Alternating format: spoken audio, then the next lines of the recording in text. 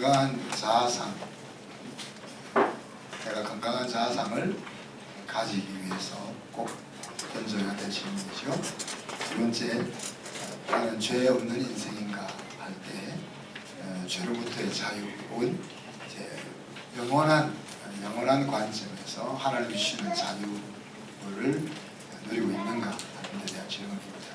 세 번째 질문은 죽어줄 친구가 있는가 하는 것은 내 인생이 정말 제대로 잘 살고 있는 인생인가 하는 것을 되짚어보는 질문이죠. 그리고 마지막으로 새 인생을 살고 싶은가, 인생이라는 것이 이 정도로 끝나는 것은 아닌 것 같다 하는 그런 기대에 대한 질문이죠. 이 네 질문은 복음의 네 가지 요소들을 잘 담고 있는 질문입니다. 그래서 나 자신의 인생을 위해서, 또 가족을 위해서, 또 우리 VIP를 위해서, 또 궁극적으로는 하나님의 마음을 시원케 하는 교회가 세워지기 위해서 꼭 우리 마음속에 되짚어야 될 질문입니다. 우리 3주 전에 하나님의 사랑과 계획이 있음에도 불구하고 왜 우리 인생에는 이렇게 샬롬이 부족한가 하는 것들을 짚어보았습니다. 여러 가지 이유들을 생각해 볼 수 있겠지만 가장 중요한 이유는 나 자신이 왕이 되어서 살기 때문에 내 인생의 샬롬이 부족하다는 진단을 우리가 내렸죠. 이런 관점에서 되짚어 볼 때에 우리의 삶의 영역 하나하나 가운데서 내가 왕이 되고 있는 부분들을 되짚어 볼 수 있어야 하겠다. 하나님을 밀쳐내고 자신이 왕이 되었다 살았던 솔로몬 왕이 우리에게 당부하는 권고가 있죠. 마음을 다하여 여호와를 의뢰하고 내 명철을 의지하지 말라. 범사에 그를 인정하라 하는 말입니다. 우리가 되어놓고 우리 스스로가 하나님보다 더 지혜롭고 똑똑하다 라고 생각하는 사람은 아무도 없겠지만 실질적인 행동과 삶 속에서는 많은 경우에 하나님이 나보다 못하다 하는 생각을 가지고 사는 거죠. 이제 그렇게 살 때 우리 인생에 샬롬이 찾아오기가 힘들다 하는 이야기입니다. 그래서 우리가 복음을 다시 한번 다른 관점에서 정리할 때에 하나님을 반역하고 내가 왕이 되어서 산 그 책임에 대해서 하나님이 나에게 그 책임을 묻지 않고 예수님에게 그 책임을 묻겠다 하는 것이 복음이라 그랬습니다. 그리고 그것이 이제 나에게 정말 좋은 소식이 될 수 있는 것은 우리가 믿음으로 하나님이 하시는 그 약속을 내 것으로 취하는 것이다 그랬죠. 그 믿음으로 하나님이 하시는 그 약속을 받아들이는 결단이라는 것은 더 이상 내가 종으로 살지 않고 하나님의 아들로, 하나님의 딸로 살기로 결단하는 것이라고 볼 수 있습니다. 이런 일들이 이제 우리 한순교회 가족들 마음속에, 삶 속에 지속적으로 일어날 수 있기를 축복합니다. 오늘부터는 예수님께서 어떤 생각으로 교회를 세우셨는지 하는 것들을 살펴보고자 합니다. 교회의 설립자이신 예수님의 의도를 우리가 바로 아는 것이 헛봉사하지 않는 인생일 수 있기 때문에 그렇습니다. 우리가 우스갯소리로 산을 열심히 올라갔는데 산 꼭대기에 올라가 보니까 산을 잘못 올라왔어. 다른 산을 올라온 거야. 그래서 이 산이 아닌가요? 그러면 얼마나 맥 빠지는 일이겠어요, 그죠? 근데 이런 짜증나고 힘든 일은 또 내려가서 산을 바로 찾아가지고 다시 올라가면 되는 일입니다. 그러나 인생이라는 것은 두 번째 기회가 없지 않습니까? 두 번째 기회가 없기 때문에 다 살아본 다음에 이런 것들이 아니었네 라는 일이 일어나서는 안 되겠다 하는 이야기입니다. 그런 관점에서 예수님이 왜 교회를 세우셨는지, 예수님이 어떤 생각을 가지고 교회를 세우셨는지 하는 것들을 나누어 보려고 하는 겁니다. 오늘 말씀은 예수님이 가이사라 빌립보 지방에서 제자들에게 질문을 던지는 것으로 시작되죠. 너희는 나를 누구로 아느냐? 우리가 어떤 사물이나 어떤 이슈에 대해서 어떻게 인지하느냐가 중요하죠. 어떤 인지를 가지고 있느냐 하는 것이 행동과 삶을 좌우하기 때문에 그렇습니다. 이 가이사랴 빌립보 지방은 주전 4세기 헤롯 대왕이 건설한 인공 항구입니다. 이제 그 가이사랴 빌립보 위쪽에 보면 도를 아는 지중해 항구가 있고 또 아래쪽으로 내려가면 욥바라는 항구가 있습니다. 근데 욥바와 도르 사이에는 거리가 좀 멀기 때문에 그 지중해는 이제 돌풍 같은 것들이 자주 일기 때문에 항해를 하다가 돌풍이 일면은 빨리 피할 수 있는 피항이 필요한 거죠. 그래서 도르 항에서부터 남쪽 욥바 사이에 항구가 하나 필요했기 때문에 그 지역에 이 가이사랴 빌립보 항구를 만들게 되는 겁니다. 물론 이제 헤롯 대왕은 자기의 위대함을 대내외로 과시하기 위해서 또 이 항구를 짓기도 하고 또한 이제 경제적으로는 로마 문물을 신속히 받아들이고 또 사마리아에서 생산되는 그 농산물들을 로마로 신속하게 무역을 해서 어떤 무역적인 이익을 취하려고 하는 이런 여러 가지 이유로 이 가이사랴 빌립보 항구를 만드는 겁니다. 그곳에 예수님이 제자들과 함께 방문한 상황에서 너희는 나를 누구로 아느냐 이렇게 묻고 있는 거죠. 자, 그 예수님의 질문에 대해서 베드로는 뭐라고 대답하죠? 우리가 잘 아는 주는 그리스도시요 살아계신 하나님의 아들입니다. 그랬어요. 그렇게 대답했을 때 예수님이 칭찬을 하면서 칭찬이 약간 칭찬 아닌 것 같아요. 그냥 칭찬을 하고 야 잘했다 이렇게 하는 것이 끝난 것이 아니고 야 이것은 잘 대답을 했는데 너 스스로 한 대답은 아니야 그렇게 이야기하죠. 다른 말은 이런 깨달음은 공부하거나 연구해서 얻어질 수 있는 것이 아니다 하는 겁니다. 하나님께서 보여주셔야만 할 수 있는 대답이다 그렇게 말하는 거죠. 우리는 이것을 믿음의 고백이라고 부릅니다. 주는 그리스도시요 살아계신 하나님의 아들입니다 라는 이 베드로의 오늘 깨달음을 우리는 신앙에 있어서 중요한 출발이 되는 믿음의 고백이라고 부르는 거죠. 이 깨달음이 중요한 이유가 뭡니까? 이 고백 위에 오늘 예수님께서 교회를 세우려고 하시는 것이기 때문인 거죠. 교회는 여러분이 잘 알다시피 예배당이 아니잖아요. 건물이 아니잖아요. 하나님을 왕으로 생각하는 삶을 사는 사람들이 교회인 겁니다. 그런 이제 고백을 들은 예수님께서 베드로에게 이야기하죠. 18절에 보면 너는 베드로라. 내가 이 반석 위에 내 교회를 세우리니 음부의 권세가 이기지 못할 것이다 라고 이야기합니다.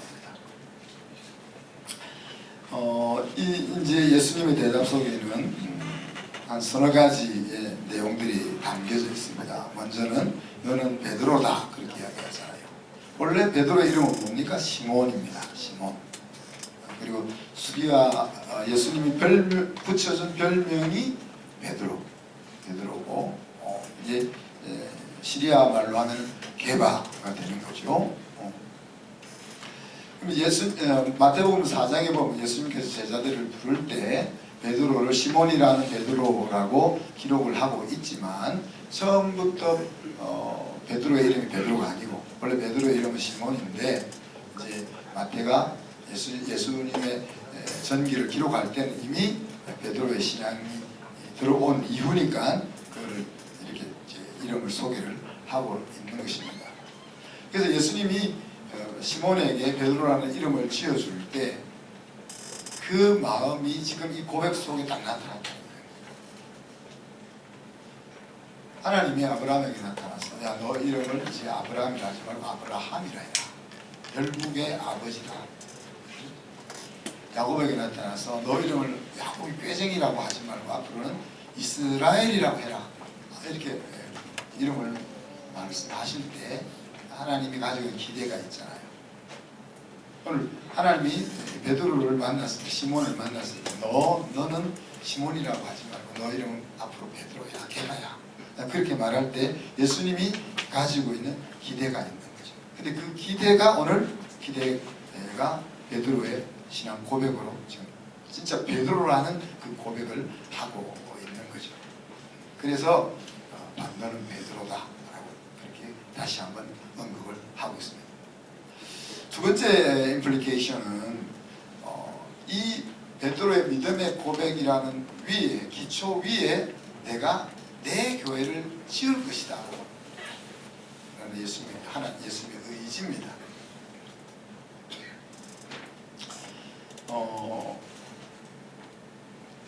베드로가 이제 교회의 교부처럼, 교황처럼 되는 것이 아니고 베드로가 한 고백 위에 교회가 세워지는 거죠.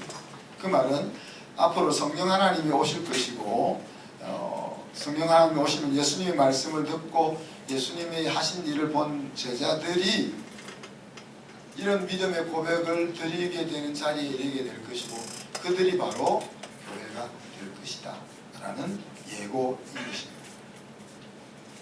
그러면서 하시는 말씀이 이 교회는 음부의 권세가 이길 수 없는 존재가 된다 이렇게 이야기합니다.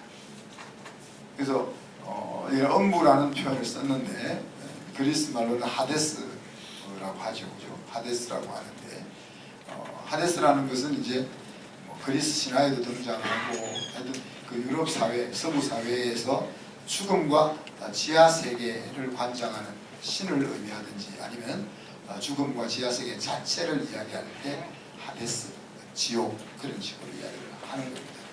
근데 우리나라 말은 음부의 권세라고 이렇게 번역을 했지만은 이제 그리스 말이나 영어에서는 죽음의 문들이라고 이제 표현을 하고 있습니다. 죽음의 문들이라는 것은 사람들을 죽음으로 이끌어가는 많은 그런 뭐랄까 팩터들을 이야기하겠죠, 그렇죠? 지옥이라는 컨셉이나 천국이라는 컨셉은 어느 종교에든지 있지만은 그 컨셉들이 정확하지를 않습니다. 그죠?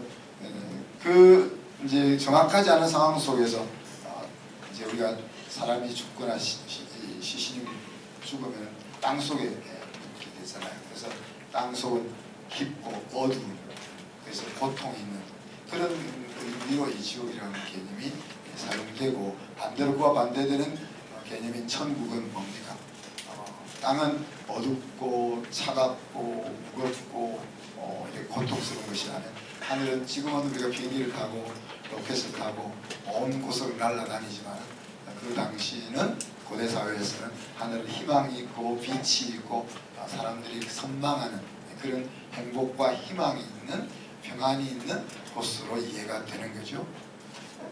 이제 이런 어렴풋한 그런 개념 속에서 성경이 이제 지옥과 천국을 말하고 있는데 성경이 말하고 있는 것은 이 세상을 떠난 영원히 존재하는 곳이 지옥이고 천국이다 이렇게 이야기하고 있고 지옥은 이제 멈출 수 없는 고통이 지속되는 곳이고 천국은 우리 사람이 상상할 수 없는 행복이 이어지는 곳이 천국이다 그렇게 이야기합니다.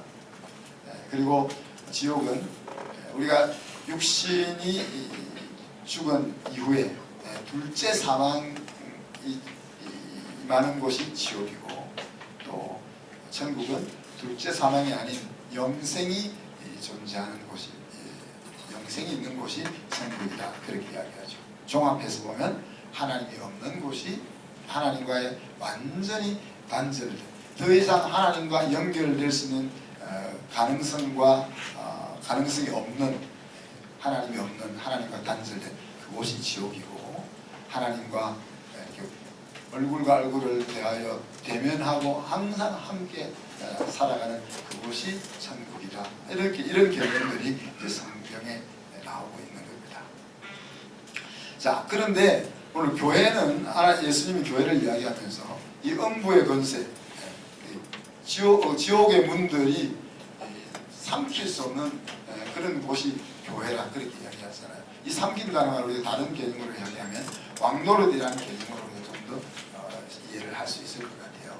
로마서 5장 21절에 보면 죄가 사망 안에서 왕노릇한 것 같이라는 표현이 나옵니다. 아담이 하나님을 반역하는 그 죄를 지음으로 인해서 사망이라는 것이 사람의 우리 인류에게 들어오게 되잖아요. 그리고 그 사망이라는 것이 사람들의 인생을 좌지우지하고 옴싹달싹 못하게 한다. 자, 왕노릇이라는 말을 이해하려면 요즘 참 이해하기 어렵죠. 왜냐하면 근데 이제 우리가 고대 사회 영화나 사극에서 보면 절대 왕정 시대의 왕과 그 왕이 다스린 나라에 사는 백성들의 그 삶을 생각해 보면 이 왕노릇이 어떤 것인지를 좀 짐작해 볼 수가 있습니다. 왕에게 있어서는 불가능한 것이 없죠. 왕이 하는 일은 어떤 것도 문제가 되지 않습니다. 심지어 나라를 다스리는 법률이 있어도 왕은 그 법률 위에 초월해 있죠. 그죠? 그리고 백성들은 어떻습니까? 왕이 내리는 명령 앞에서는 자기의 생각과 모든 것이 의미가 없는, 그것이 이제 그것을 잘 생각하면 왕노릇이 어떤 것인지 하는 것을 좀 짐작해 볼 수가 있다. 사망이 왕노릇하는 거예요. 사망. 죽음이, 죄가 사망 안에서 왕노릇한다는 것은 이 사망이라는 것이 우리를 인생을 옴짝달싹 못하게 한다 하는 이야기입니다. 우리가 우리 인생의 마음속에 찾아와 있는 여러 가지 불안과 소조, 근심, 걱정, 두려움 이런 것들이 다 사망이 왕노릇하고 있는 현상들이다. 우리가 그렇게 볼 수가 있죠. 철로역정에서 존 버년은 지옥을 이렇게 묘사합니다. 이제 이것은 이제 존 버년이 깨달음인 거예요. 깨달음인데 천국과 지옥은 상태가 다른 것이 아니고 동일한 상태인데 그곳에 살고 있는 사람들이 어떠하냐에 의해서 좌우되는 곳이다. 그렇게 예를 들자면 이제 식사 시간이 되었어요. 그럼 천국에는 이제 고기 반찬 이런 것들이 나오고 지옥에는 풀뿌리들만 나올 줄 알았는데 천국이나 지옥이나 똑같은 식탁이더라 하는 거예요. 그런데 이제 지옥에 있는 사람들은 쫄쫄 굶고 빼짝 말라 있고 천국에 있는 사람들은 맛있게 먹으면서 토실토실 건강한 모습을 보이더라 하는 거죠. 그 이유를 보니까 식탁은 똑같은데 또 식탁을 우리가 음식을 먹을 수 있는 포크 또 숟갈, 스푼 이런 것들이 다 길더라는 이야기잖아요. 그래서 자기가 먹으려고 하면 먹을 수 없는 그래서 지옥에는 계속 자기가 먹으려고 하니까 먹지 못해서 빼짝 말라요. 천국에 가니까 자기가 먹을 수 없으니까 상대방을 또 먹여줌으로써 서로가 먹을 것을 먹으면서 잘 살고 있는, 그래서 지옥을 이야기하면서 사람들이 막장이라서 지옥이 지옥같이 될 수밖에 없다 그런 표현을 썼습니다. 물론 이것이 이제 성경이 말하고 있거나 실질적인 지옥과 천국을 정확하게 묘사했다고는 볼 수가 없지만은 우리가 일면으로 생각해 보아야 된대요. 존 버년의 깨달음의 관점에서 사망이 왕노릇하지 못하게 하는 삶을 사는 것이 신앙이다. 우리가 예수님을 믿든 예수님을 믿지 않든 간에 우리 인생 앞에 다가오는 여러 가지 사건과 상황들은 동일하다는 이야기입니다. 그런데 그 동일한 상황을 접하는 우리들이 어떻게 그것을 해석하고 어떻게 그것을 살아내느냐 하는 것에 따라서 사망이 왕노릇하느냐 생명이 왕노릇하느냐가 좌우된다. 예수님은 이 사망이 왕노릇하는 인생을 끝나게 하기 위해서 교회를 세우실 것이다 라고 이야기하고 있습니다. 로마서 5장 17절에 보니 사망은 죄로부터 왔다 그랬습니다. 한 사람의 범죄로 말미암아 사망이 그 한 사람을 통하여 왕노릇하였은즉 그렇게 이야기했죠. 자, 여기서 한 사람은 아담을 이야기하지만 우리 좀 억울하게 생각이 되잖아요. 아담이 하나님을 반역했는데 왜 나도 그런 죄인의 범주 속에 죄인으로 취급받을 수밖에 없나? 그렇지만 아담이 범죄함으로 죄가 들어와서 우리는 죄 안 짓느냐가 아니다는 이야기예요. 죄인으로 태어나기 때문에 그냥 우리의 삶 자체가 죄다는 이야기예요. 그래서 아담의 죄로 인해서 사망이 우리 속에 들어왔지만은 아담에게 핑계할 거리가 없다는 이야기예요. 우리의 삶 자체가 죄인으로 태어났기 때문에 죄 짓는 삶을 살고 있다는 이야기입니다. 자, 우리 한 주일 동안의 생활 한번 되짚어 봅시다. 우리가 지금 168시간을 지난주 살았는데 죄 가운데 살한 시간이 얼마고 의 가운데 살한 시간이 얼마인지 한번 카운트해봅니다. 사망이 왕노릇하는 아래에서 살한 시간이 얼마고 생명이 은혜가 왕노릇하는 곳에서 살한 시간이 얼마인지 카운트해보자.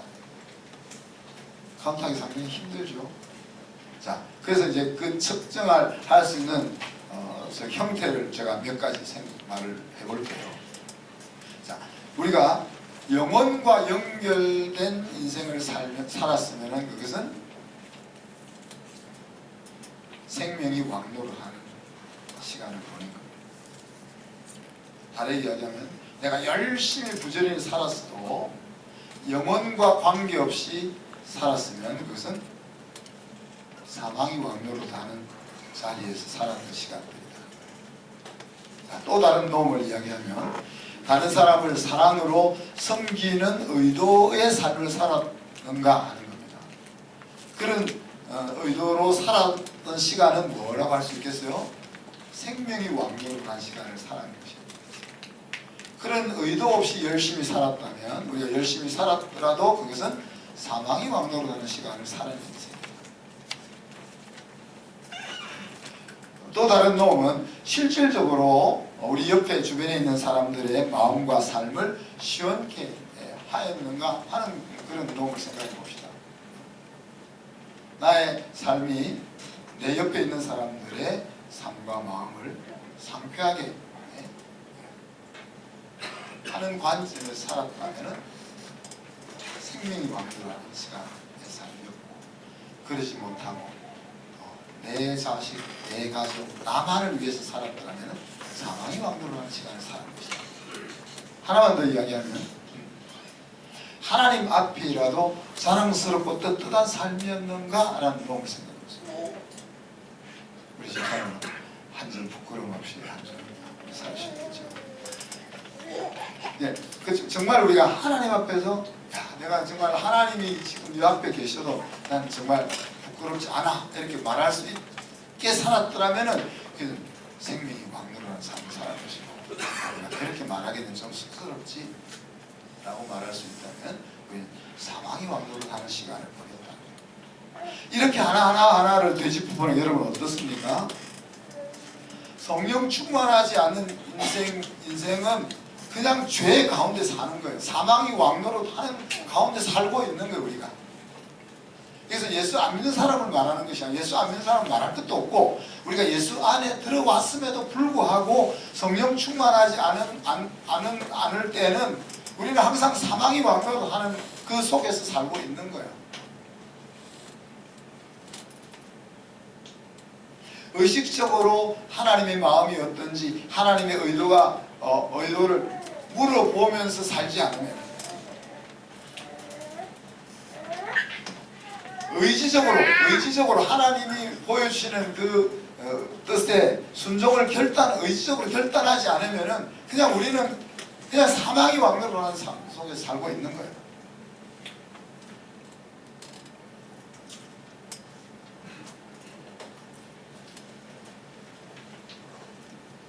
그렇기 때문에 오늘 주님 뭐라고 이야기하십니까?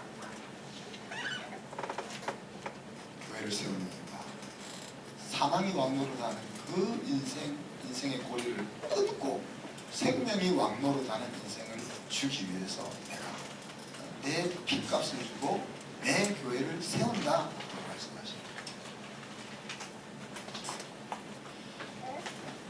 거기다가 예수님이 뭐라고 합니까? 베드로에게 천국의 열쇠를 언급합니다. 우리는 여기 해석을 잘해야 될 것이, 세상 땅의 생각을 가지고 해석을 하면, 여러분 열쇠는 우리 열쇠를 가지고 땅의 생각의 개념에서 열쇠를 가지고서 이 열쇠가 뭘 하는 거예요? 내 마음에 드는 사람 열어주고 내 마음에 안 드는 사람 안 열어주고 관심이 됩니다. 그러나 하늘의 생각으로 우리가 열쇠를 생각하면 뭐예요? 이 열쇠를 가지고 사람들로 하여금 행복의 길로 들어갈 수 있도록 열어줍니다. 예수님이 베드로에게 천국 열쇠를 맡기면서, 야, 너 마음에 드는 사람은 열어서 천국 가게 하고 마음에 들지 않는 사람은 닫아서 가지 못하게 해 라고 열쇠를 주었을까요, 여러분? 아니면 이 열쇠를 가지고 우리 밖에서 방황하고 있는 수많은 영혼들,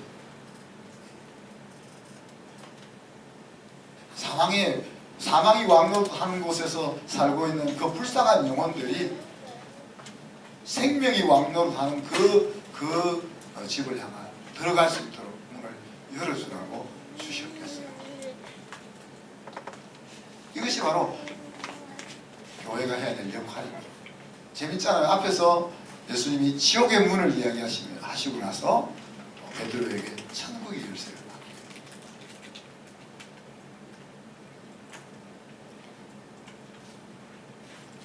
우리 밖에 있는, 자기가 있어야 될 곳이 어딘지 잘 모르고 그래서 사망이 왕노릇하는 그 시간 속에서 번민하며 갈등하며 고통하며 살아가는 그 영혼들이 오늘 믿음의 고백을 통해서 생명이 왕노릇하는 그 나라로 들어오게 하는 것이 오늘 지금 베드로에게 주는 사명이고, 또 베드로와 같은 신앙 고백을 하는 우리에게 주시는 사명인 거예요. 그래서 오늘 말씀의 엑스티킷은 지옥 문이 이길 수 없는 교회가 될 것인가 하는 거예요. 여러분 자신이 교회고 여기 모여있는 우리가 교회입니다. 지옥 문이 이길 수 없는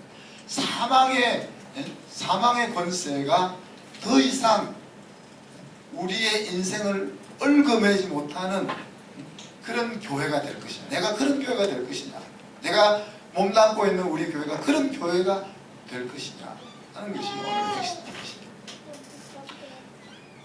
사망이 왕도를 하는 인생, 그 인생, 아까 이야기했지만 정신 차리지 않으면 대부분의 인생들은 사망이 왕도를 하는 인생이다 했습니다.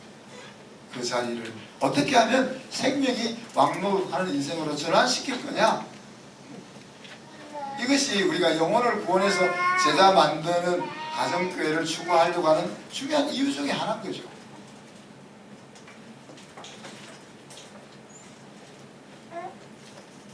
우리 자신이 먼저 생명이 왕노를 하는 자리로 나아갈 뿐 아니라 이 일이 하나님의 관심이 땅끝까지 계속 이어지게 해야 된다는 이야기죠.